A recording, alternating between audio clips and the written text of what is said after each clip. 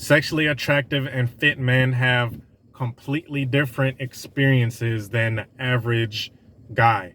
The average fella is going to have trouble with women a little more than the sexually attractive and fit guy that has sex appeal, right? He's going to have a little more trouble. He's going to have to do a little more than the guy that's, attractive.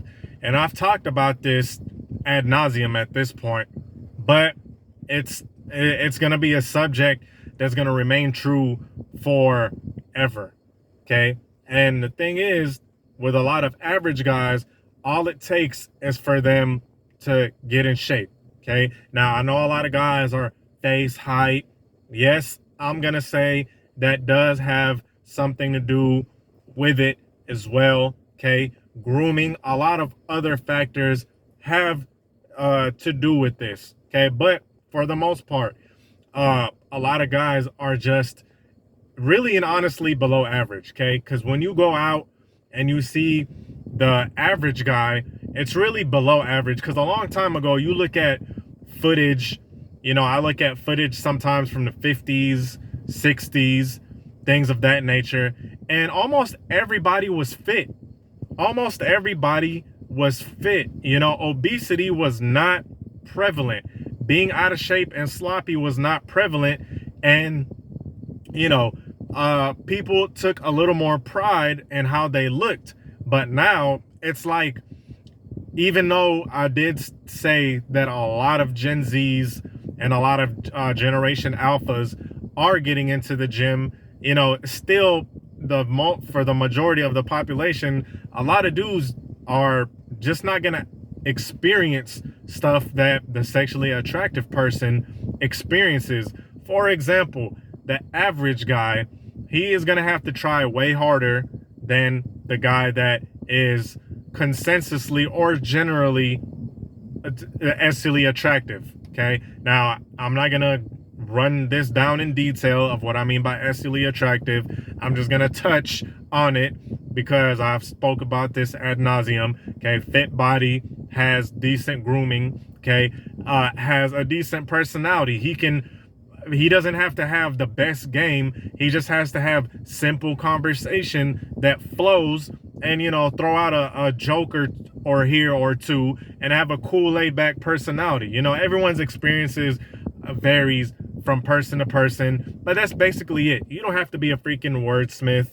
You do not have to say these magic words in order to entice her, right?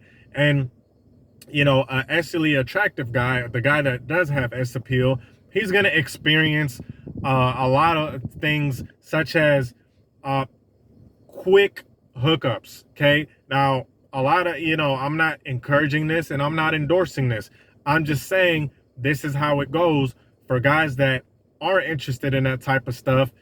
Guys that are sexually attractive, they experience this. They experience women hooking up with them rather quickly, rather easy. It doesn't take much. It's not going to be much of work. As a matter of fact, it's going to really come easy. She is going to do a lot of the flirtation. She's going to be very sexual. Let me tell you guys something. When a chick is feeling you on that raw level, on just that raw level where the first thing she sees is how fit you are, how sexually attractive you are. The first thing that she sees is that sex appeal. The first thing she's thinking about is getting it on with you, right? She's not thinking about money. She's not thinking about your wallet. She's not thinking about what trips you could take her on. The only thing she's thinking about is getting it on with you. And that's the most natural state of attraction. When a woman is looking at a guy like that, she is going to be the one that's super randy, super horny, super randy, baby. Yeah. Shout out Austin Powers. Oh, behave.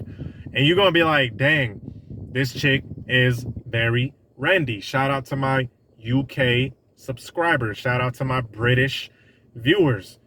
She's going to be throwing out more than just choosing signals, she's going to be throwing out hard choosing signals.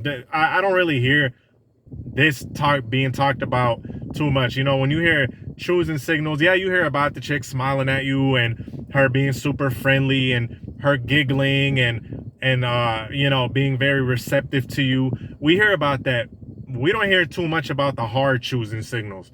And hard choosing signals is when you're with the chick, you're just chilling, you're just sitting. She's going to be rubbing up on you. She's going to be super close. She's going to be looking at you. You know, it's going to come times where there's silence and she's just going to be looking at you and she's super close. And what that means is, okay, make your move on me because I'm ready. That's what that means, right? She's going to be the one that is, you know, going to be all up on you. Okay. Those are hard choosing signals.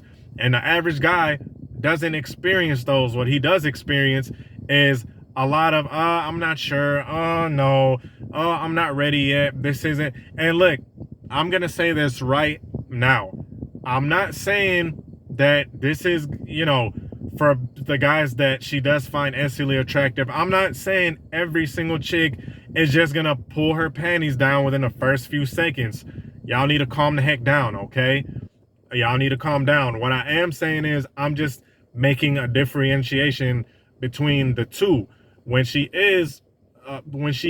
does see a dude that is sexually attractive, she's going to be way more friendlier. She's going to be way more open to his advances, way more open to his suggestions, okay? Doesn't necessarily mean that she's gonna drop her panties within the first 5 minutes. Okay. Now you do have instances where you're in a freaking house party or you know, super dark club and everyone's drunk, and you know, I'm not talking about those instances. I'm just talking about a regular occurrence. Okay. The average guy is not gonna experience that. He's just gonna experience a whole bunch of maybes and I don't know and blah blah blah. And I'm not saying that the guy that's sexually attractive isn't going to experience that too, just not as much. Just not as much.